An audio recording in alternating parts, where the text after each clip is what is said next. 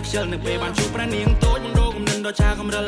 មានអារម្មណ៍ថាយើងទៅស្គាល់គ្នាពីម្សិលថ្ងៃនេះបងនឹកដៃជីវ៉ាដែលទៅចូលតាស៊ីវិលខ្ញុំក្បែរនាងជំរៀងមន់បៃខំចង់ដៃភ្លេងខ្មែរប្រគំជូនពកគូស្នេហ៍ថ្មីចាំងទុំដឹងលឺញៀនមិនធ្វើសាស័យគេយើងចូលរោងជ័យបងស្មនដល់ថ្ងៃស្អែក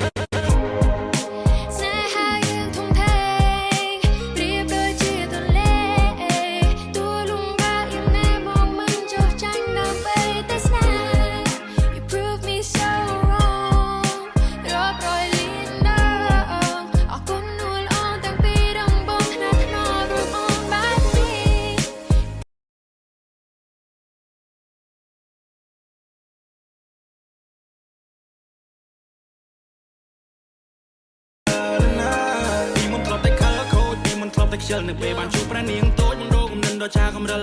មានអារម្មណ៍ថាយើងទៅស្គាល់គ្នាពីម្សិលថ្ងៃនេះបងនឹកដៃជីវ៉ាដែលទៅចូលតាស៊ីវិលខ្ញុំក្បែរនាងជំរៀងមន់បៃខំចង់ដៃភ្លេងខ្មែរប្រគំជូនពកគូស្នេហ៍ថ្មីចាំង